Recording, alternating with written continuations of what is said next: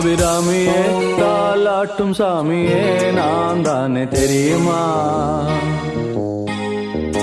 சிவகாமியே சிவனில் நீயும் பாதியே அதுவும் உனக்கு புரியுமா?